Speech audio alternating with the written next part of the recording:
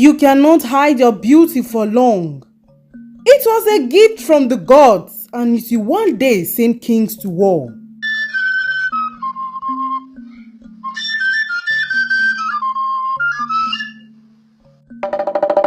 All through that day, Idahosa was restless. He thought of ways to save his daughter. That night, he brought out a special bead. It was a fortified bead he inherited from his father, which is to be passed down to his child. The bead was made by ancient witches, and it was the last of its kind. Idahosa woke Iier up and asked her to quickly pack some of her valuables, which she did. Idahosa gave the bead to Iier as tears began to roll down their chin. Omime, my child, take this bead and guide it with all you have. It will protect you in your most troubled time. Protect it with all costs and never lose it. This might be my last time of seeing you, but whatever happens, I will be watching over you wherever you are, he said to Iier as the boat continued to cry. Although the Enogie was a generous man, he treated the wives badly, like they were not humans. All he cared about was satisfying his desires. He had no regard for women, not even his daughters. Idahosa could not stand the thought of Iier being treated badly, and so he sent her far away from the village to her auntie Afiangbe's village, where no one can find her. Idahosa instructed her on the exact route to take, and they both bidded each other goodbye. Iier did exactly what her father instructed. She ran as fast as she could, and before daybreak, she was already out of the village. The journey lasted for 2 days, and she finally got to Egwari. Her auntie Afiangbe was surprised to see her. She knew something had gone wrong with the way Iier was looking. Afiangbe gave her food and shelter, after which she asked her exactly what happened, and Iier told her everything. Back at Idumu, the news of the sudden disappearance of Iier spread round the village. The king heard of it and was angry. He ordered the immediate arrest of Idahosa. Idahosa was taken to the palace cell where he was being tortured, but still he refused to tell where Iier was.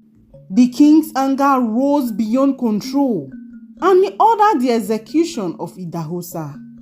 That night, Iier saw her father smiling with a beautiful woman in her dream. When she woke up, she told her auntie Afiangbe about it, and she immediately knew that Idahosa had died. She sent someone to Idumu to confirm her suspicion, and she was right. Iier was devastated because her father was all she had, and the thought of her not ever going to see him again broke her even more, and she mourned him for a very long time. Afiangbe had 4 sons and no daughter. She was so happy to have Iier around because she got to feel the joy of having a girl child. Iier stayed with her new family. She grew up to be more beautiful. Each passing day blessed her with more beauty, to the extent she became uncomfortable.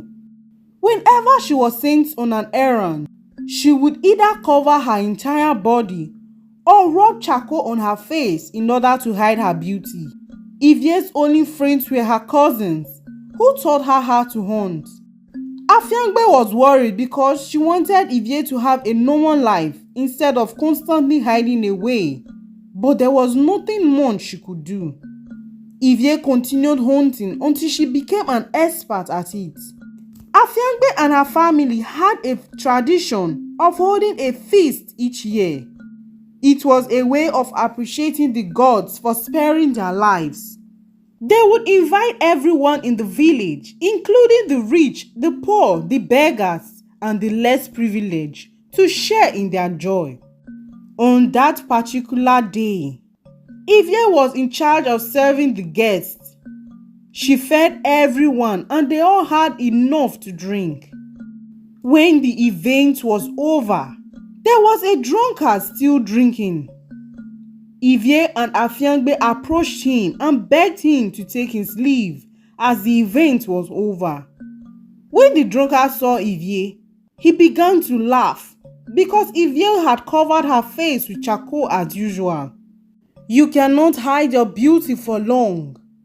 It was a gift from the gods, and it will one day send kings to war. After saying this, the drunkard began to laugh home. Iier was terrified because she had never seen the drunkard before.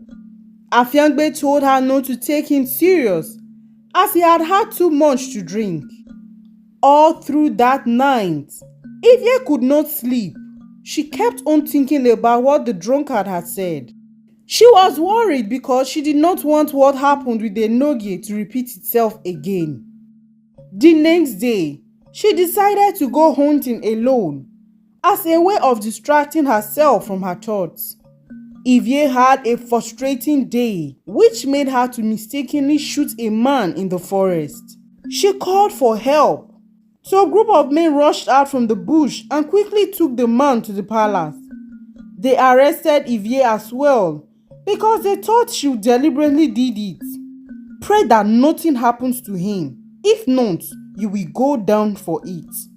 Iier was afraid all through. It turned out that the man she shot in the forest was the young king. She did not know him because she always avoided the palace and every social gathering in the village. Iier's arrow had a bad impact on him that made him unconscious.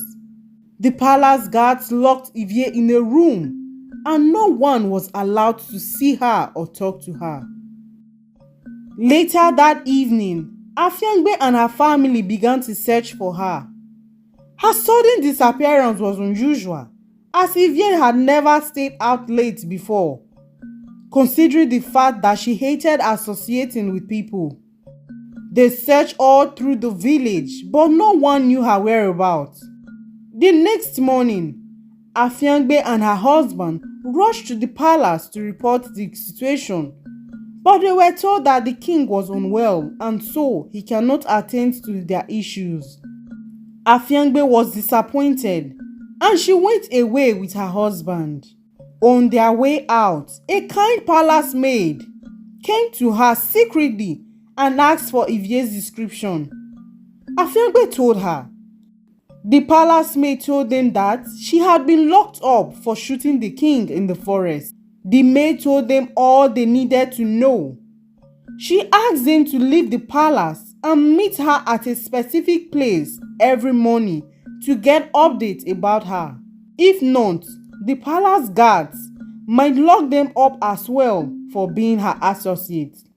Afiangbe went home and began to pray for Iier's safety. She did as instructed by the maid. Days passed, Iier became sick and she fainted. She was rushed to the palace herbalist, who administered some treatment to her. She was so weak because she was starved for days. The maids gave her a place to sleep till she recovered.